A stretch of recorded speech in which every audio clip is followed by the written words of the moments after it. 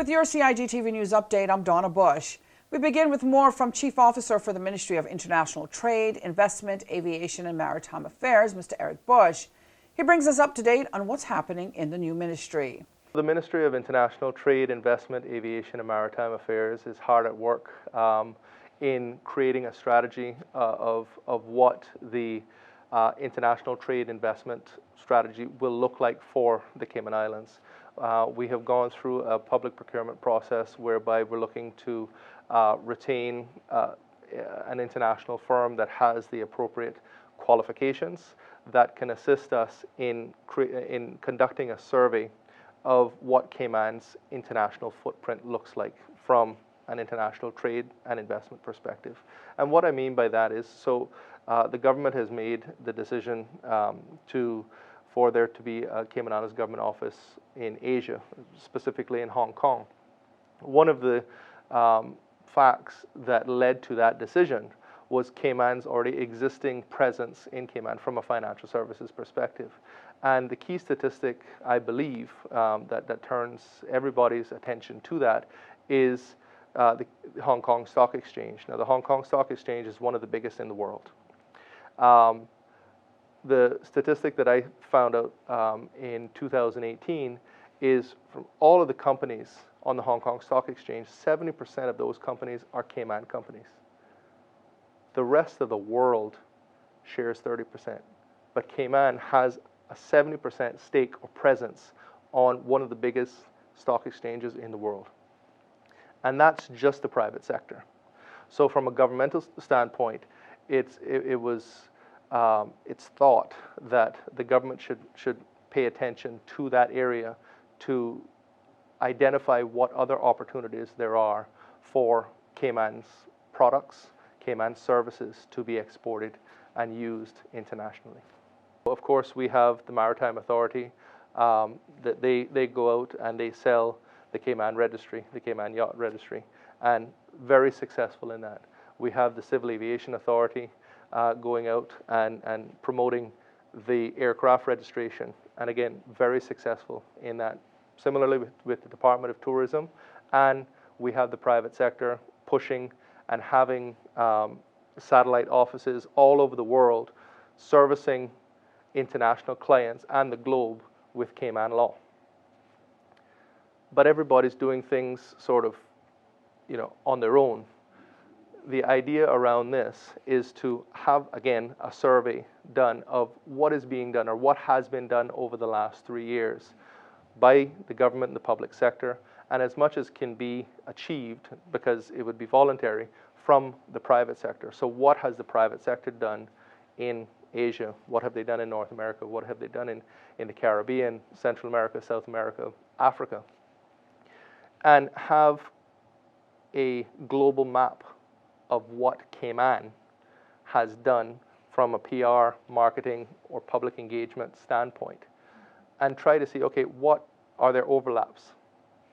Would we Cayman have better benefited if we tried to link, let's say, the Maritime Authority and the Civil Aviation Authority and tourism, instead of just going down one line? Well, how about we, instead of selling just one product that Cayman has, selling Cayman?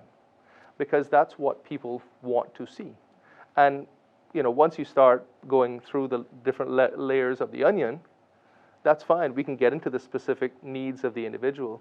But I think from a presentation standpoint, Cayman would be better served if we present ourselves as a unified country. And we'll hear more from Chief Officer Eric Bush on the Monaco Cayman Islands relationship on your CIGTV News Update tomorrow evening. Finally, on Wednesday evening, Superior Auto opened its new state-of-the-art facility for its apprenticeship program. Minister for Education, the Honorable Juliana O'Connor-Connolly says, quote, "I, on behalf of the Ministry of Education and further the Cayman Islands government, fully support the work of the Superior Auto Apprenticeship Program.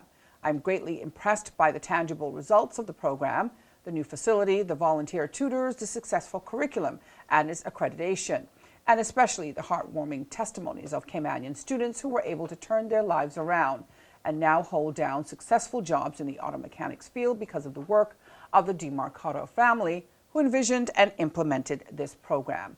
I'm committed, she said, to continue government support of this very successful vocational program and challenge our members of the public to show support for the SATP as well.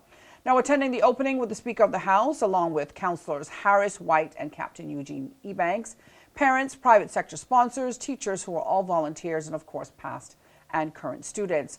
2 classrooms at the new facility are named after 2 deceased students, Damian Rose and David Ebanks. The Superior Auto program has been supported by the last 3 governments, including the present one. Well, if you'd like to know what's on the CIG television schedule for the rest of this week, you can go online to gis.gov.ky. Be sure to click on the publications icon at the bottom of the screen. If you missed today's news update or any others earlier this week, you can go to the Cayman Islands Government Facebook page as well as the CIG Television YouTube channel. I'm Donna Bush, thanking you for joining me, wishing you an awesome night, and hoping you'll join me back here again tomorrow. Until then, bye-bye for now.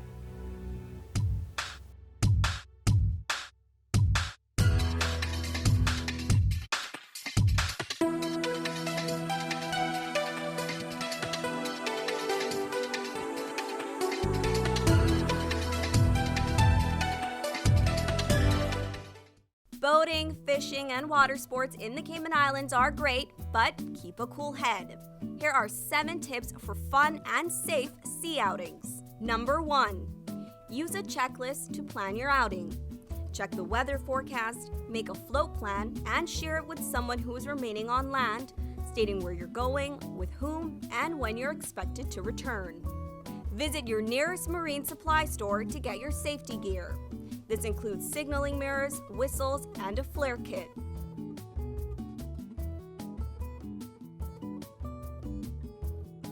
It's also very important to have onboard flotation devices and life vests for each person. There are different types of vests. Some are for water sport activities such as snorkeling, and others are for going on offshore boating or on fishing trips. Number 2. These items can be lifesavers in case of an accident or bad weather. Number 3. Use a motor kill switch, especially if you're boating alone. In case of a leak or breakdown, always stay with the boat until help arrives. If you capsize, an emergency beacon or locator device can send a distress signal to inform the authorities of your location. Larger flares will indicate distress to a boat, airplane, or search and rescue officials. Number 4. In addition to sunscreen, food, and beverages, it would be smart to have a cell phone. Make sure your marine radio works. Cayman's boaters use Channel 16 to communicate. Number 5. Also, don't forget your anchor and sufficient rope. Number 6. Boat operators should be familiar with the local waters and reefs, as well as the capabilities and functions of the vessels they are using. Always obey the rules of the sea and the marine environment, and have courtesy for others. Number 7.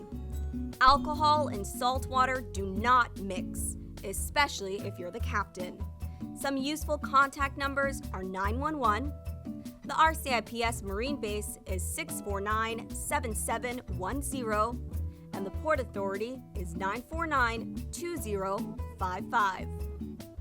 Smooth sailing, all!